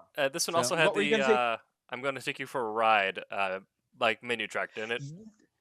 That's the next one. Okay. So if Marvel versus Capcom made money, Marvel versus Capcom 2 would make even more. And yes, this is the I'm gonna take you for a ride. Because there And- was oh my god. So in a what is a very like early mid 2000s things, we had a in the next town over, we had a sit down Pizza Hut Taco Bell.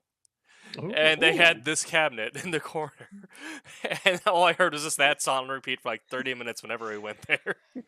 Yeah, yeah, it got old really, It really has fast. not, it has not left my head since. I'm sorry to have brought it back tonight. perfect. Oh my god! But this one I decided to give the graphics a little bit of a break. You already know what the Street Fighter-esque fighting thing looks like, but the upgrades on this, they started having 3D backgrounds. Upper right hand corner, the laughing in the hands, they would actually move. Look at the big picture in the bottom center. Look at that expanded roster. Coming off from having like 10 characters from X-Men to this, including new kids at that point. Cable, we got Cable in there with Strider. We've got people on top who I don't even know who they are, and now it's 3-on-3 versus. Not just 2. And of course, video game systems at this point, this would have been on PS2 and Xbox, original Xbox. The systems were able to handle the swaps between all of the three characters, no problems at all. This is Darkstalkers, and I was looking for comic related stuff, and I found this picture today, and I am so stoked. And I know that's like totally a 90s word to use, but it's kind of fitting with all the fighting games. No, it's pretty fetch. Pretty too good. I totally am going to make fetch happen. Okay. Because it is so very. But anyway, with this. You are quite fetching. Yeah. Hold on one second. I'll be right back. Hold on. Oh no, when do we start? I'm sorry, everyone. I'm so sorry. What if you woken? Do not adjust your screen. Yeah, I don't know. Is John showing stuff like this is the reason why my Facebook thing has like the naked pictures at the top. All right, I'm back. Sorry about that. All my advertisements have changed. I don't know where it went. Somebody moved it. For Christmas or birthday last year, my best friend's wife bought me a hat that says fetch. I was going to show it off proudly, and I don't know where it got to. People are going to think we're coordinating this as the night goes on, and this is 3 for 3 now. Or you could just be like, wow, John has a lot of crap. You should go on, let's make a deal. Oh my god, there's a movie I love called Free Enterprise, and I quote from that so much. I've taken so many phrases from that to heart. It's like, my house looks like a real rich third grader lives here. So, yeah. All right, so this Darkstalkers picture was so cool because they did put out a Darkstalkers comic. Udon Studios did the art for it. They also did the art for Street Fighter comic book. And when I picked up the Street Fighter 15th anniversary joysticks for my PS2 or Xbox original, it had some really cool Udon Street Fighter artwork as well. This is apparently, and I've never seen this picture until today, this is like the parallel or the sister or the partner, what's it called? Oh my god, doppelganger. Not doppelganger, but like they're supposed to go together. Not complementary. Oh, I was doing so good with words, but this one basically is the Darkstalkers version of this Street Fighter one. This Street Fighter one is amazing because this showcases characters from everything from the original Street Fighter through Street Fighter 2 series. Street Fighter 3 characters are in here. Do we have 3? Maybe. We definitely have folks from the Alpha line because we've got Rolento in there. We've got Cody in there. And I know I've mentioned a lot through the streams about my day job being an educator. I know I've mentioned a lot of stuff in the past about my students. One of and I'm gonna cry like a baby right about now. And if any of my students are watching, and there's still a lot of them I keep in touch with, they're gonna understand why. There was a Halloween at one of the schools I worked at. This would have been the early 2000s, where when I was teaching introduction to game history and game analysis and playability, I had students that were in the game art design program and the game software development program in my class. Several of those students have become lifelong friends. It's amazing. Great kids who are now like having kids, and I can't believe it. But it is so cool. So a bunch of us decided that we were going to do a themed Halloween that day for that year. So we got together, and I basically had a binder of all the Street Fighter characters, and people were able to choose who they wanted to go as. So my favorite's Cammy. I didn't go as Cammy, so that's good. My second favorite to play with, no, I really didn't, and I have proof, is Ken. So Ken Masters, I definitely like more than Ryu, even though they're very similar. He's a little faster, it's got a little bit more flair.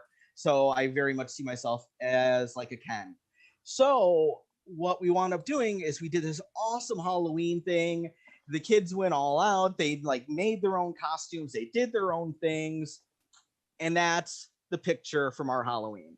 And this was so cool. And this picture was taken because I said, hey, let's try to recreate. And it was the poster that is up above. And so as you can see, we were mapping the different people to the different poses, and we were all trying to strike a pose the best that we could. We had 2 Ryus, so we put them back to back. Q, who with the silver face, wasn't in the poster, so we kind of did a combo between Sagat and M. Bison. But yeah, this is awesome, and that's what I look like with blonde hair. So I came to school. Kids saw me in the parking lot. They didn't even realize it was me because I like sprayed in blonde. The gentleman in the back without a shirt, Christian, his name's Christian. He went shirtless all day at school, and like didn't get in trouble. Dedication. No, they basically said go talk to John. So you know, the gentleman with the green there for Blanca, his name is Scott. If any of you ever look me up on Facebook, you will see Scott and I tag each other and still talk on there quite a bit. That green face and his hands, he brought green paint sticks. Then they're like next, basically, if you were looking at this picture on the side, if this group was to the right, there would be a bathroom door straight ahead. That bathroom, the whole sink area was covered in green paint because that's where he painted himself that morning, that poor cleaning crew.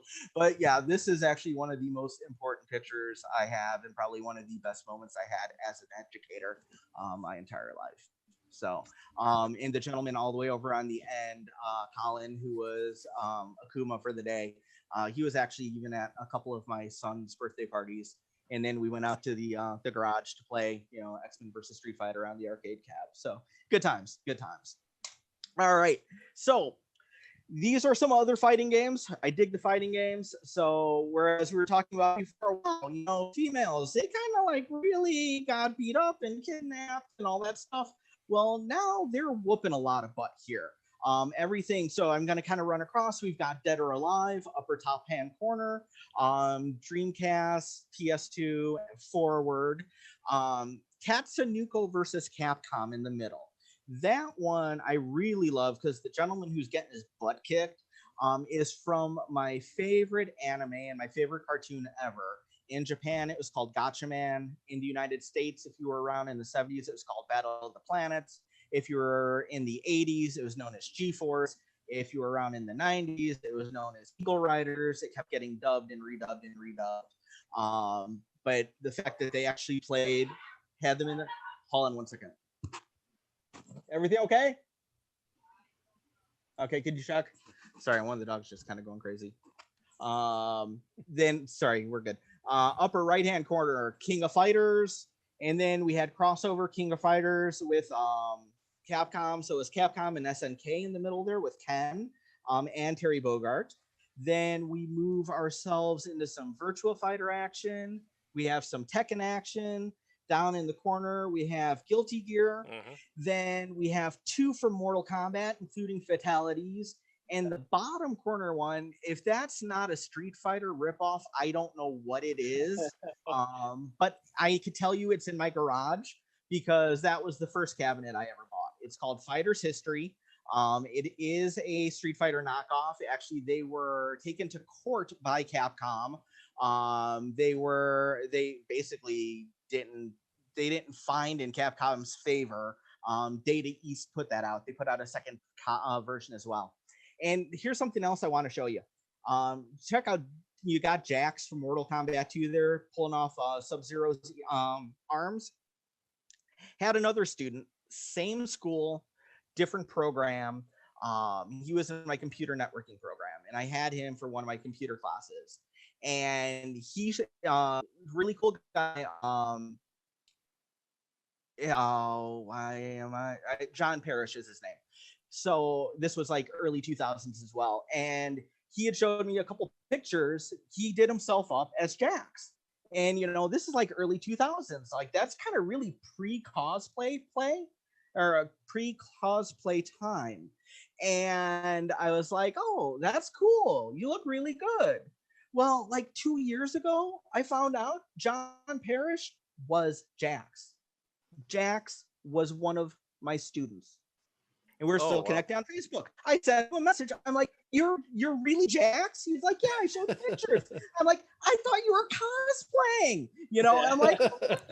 And so this would have been like early 2000s as well. And I'm like, oh my God, this is nuts. So yeah, Chicagoland, Valley Midway was all Chicago based. And he is still doing bodybuilding and winning all kinds of awards. And we've got a huge arcade. I think it's the biggest one in the country, in the Chicago suburbs, called Galloping Ghost. And they've done a couple Mortal Kombat reunions there. And he's been there signing pictures and everything. So yeah, so I had Jax as a student, which is really, really cool. So I figured I'd get us away from fighting games as I'm getting to wrap this up. We've got Time Crisis 2, which is one of my favorites. Yes. And that one I really, really liked because you also had to not only just shoot things, you had to think because you had to hide. So if you take a look on the left-hand side, you've got if you take a look at the foot pedals, you had to press down to pop up and then shoot. If you release the pedal, you went back and you hid. So it was very, very awesome to not just move forward blindly. Bottom corner, there's some dude who took on the game with 2 guns, so you could play double gun. But graphics were great, loved it. They brought this out for PlayStation 2. Of course, there was no pedal, but they put an extra button on the side. So when you were holding the gun like that, you were able to use your thumb to, move or hide. Crazy Taxi. Anybody ever play Crazy Taxi? Yep. All right. Hold on. Or you're just hanging out? It's gonna be a while. I'll come get you. Crazy Taxi this was put out, I'm pretty sure this one was Sega. Yeah, it's Sega. This was also out on Dreamcast. This one is really, really cool, especially because it shows things from the times. You see what Pizza Hut looks like. You see Tower Records back when it was a thing. There's Pizza Hut, there's a KFC, Taco Bell. I think there's a Fila store. It's a fun game. This was entirely funded by product placement. Yeah. Oh, yeah, totally. Yeah, and one of the first Taxi Simulator. And does anybody remember who did the soundtrack to this? No? This was done, they took songs from The Offspring. Oh. Yep. So those would have been like my college day tunes, and this came out a few years later. And then my last slide, just some other games that, I'd say you should look into if you're ever interested. Some folks had mentioned like Zork. There was also similar to Zork, all text-based, Hitchhiker's Guide to the Galaxy. If you've ever read the book, this was the same thing where you had to put in the commands. But Hitchhikers is also a book written by a Brit, so some of the wording is a little bit different. So, it basically tells you you find yourself, it's dark, you're in bed, you have to get up out of bed, you have to turn on the light, you have to you have to find your robe, you have to put on the robe, and then you have a hangover from the night before. So you don't take aspirin, you take an analgesic. I still can't pronounce it. I couldn't pronounce it. Yep. Thank you. I couldn't pronounce it when I was 10 on my Commodore 64. I can't pronounce it now. So thank you, former COVID Tim. I appreciate the help. And then similar with the texts and stuff, text-based game, Marvel actually had a series called Quest Probe, done by a guy, Scott something. I'm forgetting his name right now. And they had 3 different games, a Spider-Man game, a Hulk game, and one with the Thing and Torch. And if you do a ridiculously easy Google search, you'll see that there is also a corresponding 3-issue comic book miniseries that goes along with those games. You have 2 other ones that were awesome that were both Laserdisc based. So these were not the first Laserdisc games, but some of the best. The artwork was done by Don Bluth, an incredible animator. Dragon's Lair, Space Ace, took 50 cents to play, which was kind of like a big thing back then. Yeah, that was really, weird, wasn't it? Easy. Oh yeah, it was. Hold on one second. Okay, hold on. Okay, sorry about that. Okay, so then other light gun games that I enjoyed. House of the Dead. House of the Dead was fun. That was good to shoot. And if you've never heard of it, Typing of the Dead. So Typing of the Dead came out for Sega Dreamcast. It is House of the Dead, but instead of using a light gun, you use a keyboard and you type the words and sentences that they display in front of you. And then when you type correctly, you shoot the zombies. It's super cool. It's a lot of fun. In high school computer literacy class. So yeah, words per minute training. Yeah. So did you actually play that game? Yeah, we did. Yeah. Oh, that's so cool. You have an awesome teacher. I really love Super Puzzle Fighter 2 Turbo, kind of a takeoff of Tetris. This answers the other question that you had earlier, Scott. What do I think the best game ever made? It would be Tetris. Tetris, yeah, it's been a long day. And you're all like, yeah, John, you've been talking for 20 minutes, you know. Tetris, done by Alexei Pajnatov, a Russian guy who's, you know, he admits he is not the best Tetris player ever, but he designed this for for the scientists that he oversaw as kind of like a brain puzzle for them to start the morning with. I think it's great because it has a lot to do with logic, planning, forethought, action, reaction time. It's great. Pango, fun little game. You're a cute little penguin and you push ice blocks to smash these little things called snow bees, and then you just get to the next level. Impossible Mission was for Commodore 64. They put out a new version of this for the Switch. So I'm able to draw from the old days to the new days. And apparently there was a glitch in the game, so it actually was impossible to win. Rolling Thunder was fun. That came out from Namco. That would have been a Nintendo port. There was also a Rolling Thunder 2 side-scrolling game where you're able to duck into and out of rooms as you're side-scrolling to the right. And then I'm surprised nobody mentioned any of the Castlevania games. Those are classic, yeah. Yeah, they are, especially Castlevania Symphony of the Night. That one is head and shoulders one of the best. The Sega Saturn version came out only in Japan. Has the inclusion of a character that we did not get in the United States. So yeah, I imported that back in the day. And it plays beautifully. So Symphony of the Night, if you're ever going to play a Castlevania game, that would be the one I would recommend. And that brings me to the end of what I put together for you for today. Very well done. And as usual, Thank you, sir. Nearly impossible to follow up. Thank you, John. That's nearly. Tough. And seriously, thank you all for indulging me. I appreciate it. Nearly, but I will. No. But you're wrong. Everything you picked was wrong. Doom is still the #1 game, not Tetris. I don't care what you say. What a fool you are, John. We all know the best game ever made was E.T. Oh my God! 2600. Oh man! That, seriously, Tim, I almost put, and if I had left it in, if I didn't put Castlevania in, I was going to put a bullet point in there saying any game that's not ET.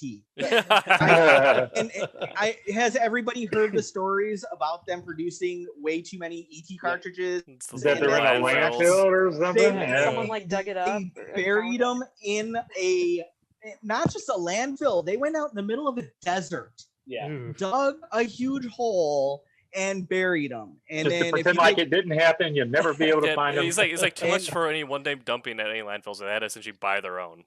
Right. And that actually led to that was kind of like the spark that led to the crash of the video games. Yeah. In '83, which is why when Nintendo brought out the Nintendo Entertainment System in '85, notice it says Entertainment System. Doesn't say anything about video games because they did not want to tie it to this industry that just crashed and burned. And originally Nintendo did not plan on putting it out in the United States on their own. They wanted to license to Atari. And Atari's like, no, we got this Atari 7800 coming out. It's going to be so much better than your thing. Well, we see how that went down. Do you guys know how long Nintendo's been in business? Yeah. Oh, God, since the 1800s. Playing cards. Like 1892, yeah. Yeah. Has anyone been watching? I've only seen 2 episodes of Level Up on Netflix. I've not. No. Oh, you got to. Oh man. So yeah, John, in the first episode they talk about multiple topics. It's really well done. But yeah, John, they talk about E.T. How Steven Spielberg signed off on it. They needed like 3 months to make this game because they wanted it to Christmas. Yep, with the movie, and they had all these tie-ins. But they talk about Atari. Like I said, I'm only 2 episodes in, but it's really well done, and so I highly recommend Level Up on Netflix. And there's great stuff about video game history, about arcades and the games, and the guys that made these. They wrote their own code and they made their own circuit boards to make oh my gosh, Missile Command, and then when they were taken to court over Pac-Man, and that's Ms. Pac-Man as a result of that lawsuit because they settled and brought these guys in to Atari. Atari hired them, and that rather than let them improve Pac-Man, very good stuff. Level Up, and then the other documentary. Can I throw something in with that one, Scott? Yeah. Does anybody know what the original name of Pac-Man was going to be and why it was changed? It was Puck-Man. Oh, yes. That's right. And they were fearful of people vandalizing the machine and changing the P to some other letter. I don't know what it is. You know, my virgin mind would never think of such things. And so, yeah, so that's why it was Pac-Man. Yes. The other movie is King of Kong, Fistful of Fury. Yeah. I've not seen that one either. He's a laid off school teacher. He buys a Donkey Kong console and decides he's going to beat the original high score from 1980 something. And it's a crazy world, the underworld of video game high scores. Yeah. King of Kong. It was on Netflix for a while. I don't know if it's still out there. But I think, I don't want to cut it short, but it's 10:52 on the East Coast here. Oh, wow. Yeah, we have talked right through. We'll talk to Roland, get permission. We may have to continue this because this conversation, we certainly have a lot. There's so many honorable mentions we can throw in right now. And we didn't talk about the worst games. I haven't even talked about my current streaming career, my bread and butter. Yes. Which one is that, Tim? Destiny.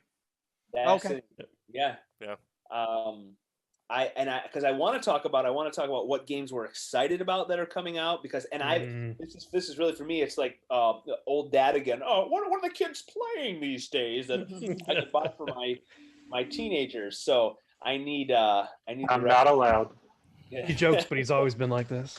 Back in my day. Hello, fellow kids. I want to talk about that. So parting thoughts, I will allow, and if anybody has anything before we say our goodbyes, have I forgotten anything critical that I would just be run out on a rail for not mentioning? Or are we gonna save it for next week? Oh, I Oh, haven't we even could mentioned say it, it, but oh, man. the obvious tie-in for video games and comics, which we could probably get to a later point, is Marvel's Avengers came out this month, and it's huge. Is it good?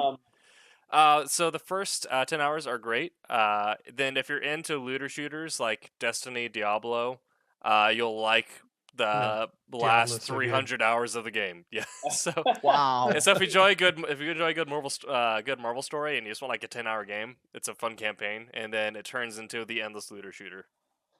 I thought you were talking about the Sega Genesis Avengers, where you could be Iron Man, Captain America, Hawkeye, or Vision. And that was a side scroller. That was awesome. Yeah. Loved it. Or the 4 or 6 player. Was there a 2-player? John, you might know the X-Men arcade game. Was there a 2 or is it just 4 and 6? They had I just remember the big one. I I've don't said 4 and remember it 6. too, other than the fighting one. Yeah, the fighting one had that too, but the rest were bigger. Colossus. There was a Nightcrawler standalone though that I believe did go up to 2 because Okay. Yeah, there was an arcade down in West Virginia where we had a reunion, and that was the last place I know that this one existed. And I had to be Colossus, but Colossus couldn't walk left. The controller would not go left. No. I could go right, but I could never turn around. So he'd have his superpower. So kind of like Zoolander, can't turn left. So we're going to have to wrap it up. Maybe if we get permission, we'll continue this conversation. I don't know if I can't see the comments right now while we're streaming. Hopefully we answer some of your questions. If you're watching this now, throw your comments up there. We'll get to them. If you're watching this afterward as a recording, as a taped recording, throw comments on there and we'll get to them. And I think we might have to continue this topic because this has been a lot of fun. And maybe we'll do a little better about comic book tie-ins with the comic book games because it's certainly great material for video games, superheroes, and action. So thank you all. I'll give the thank yous before I forget. Thank you for supporting our crowdfunding campaign on Kickstarter, making Trump's #1 a reality and keeping the cat and mouse storyline going. Thank you. We have more stories coming. Of course, we're going to try to do every other month. And thank you, Roland, for all of your hard work to maintain and manage, really, to be the guy for the Kickstarter campaign. And if you are wondering where your books are, you should have them very soon. The next couple of weeks, they're printing and they'll be shipping.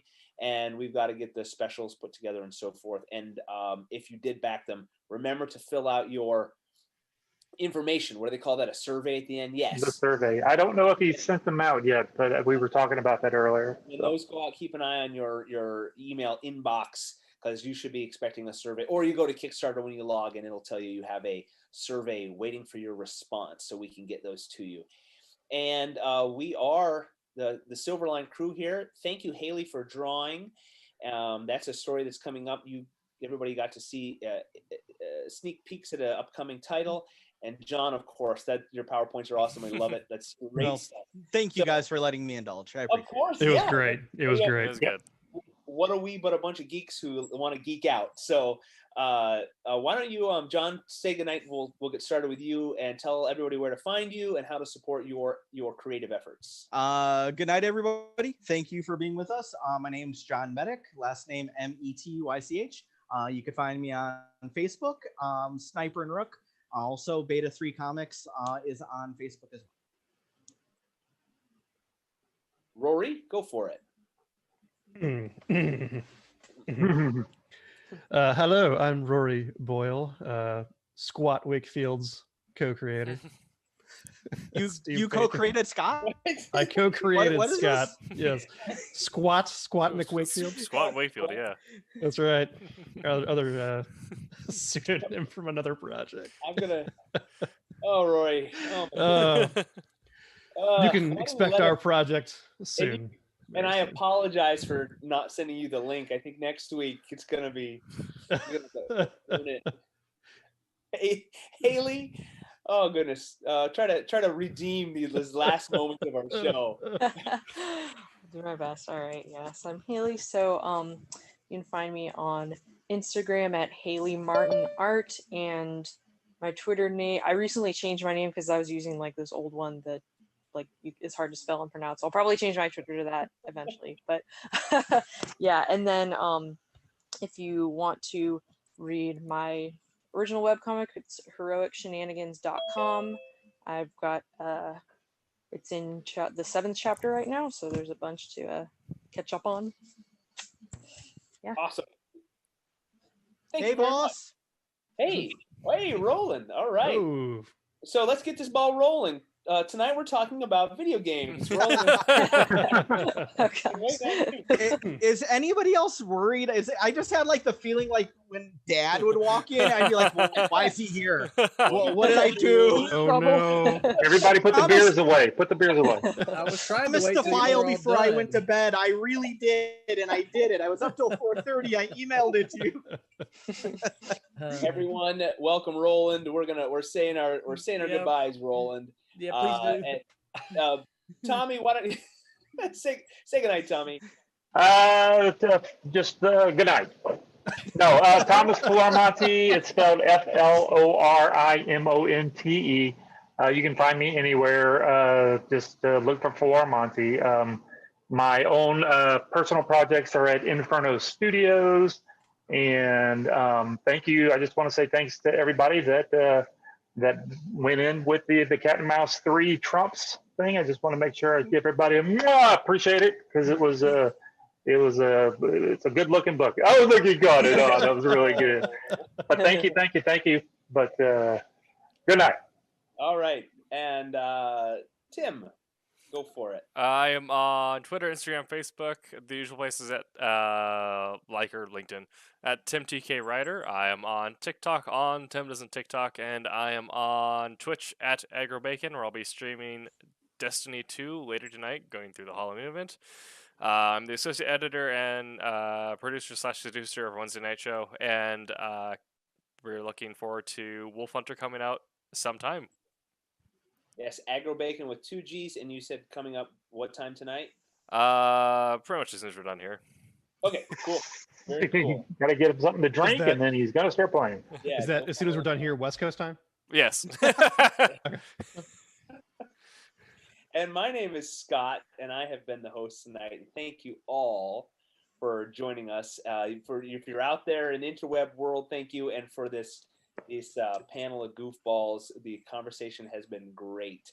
I'm the co-creator and co-writer of Steam Patriots. It's at Steam Patriots on Facebook and Instagram, and that is a title hopefully coming very soon from Silverline. And Roland, you got any parting words for us? No, where can we find you, Roland? I was trying to time my coming on when y'all were done. Nope. You just jumped right in. Yeah. So we can find you on the Silverline page, right? I was watching and I heard the ding from Tim, and then I saw it pop up on his screen. I'm like, no, don't admit me. Not yet. Not yet. Yeah, He's and here. he did it. Yeah. Roland, our fearless leader, we gave you props for running all the crowdfunding campaigns and keeping us all on track. So thank you, Roland. And Roland, everything silverlinecomics.com. You can find everything you wanted to know and were afraid to ask about Roland Mann there. Absolutely. No question is verboten. So thank you all. I'll say it again. We wouldn't be here without you if it weren't for you. So thank you all for your support. Ask your questions, post your comments, and share these videos. Like, subscribe, and all that sort of good stuff. Make mine Silverline and...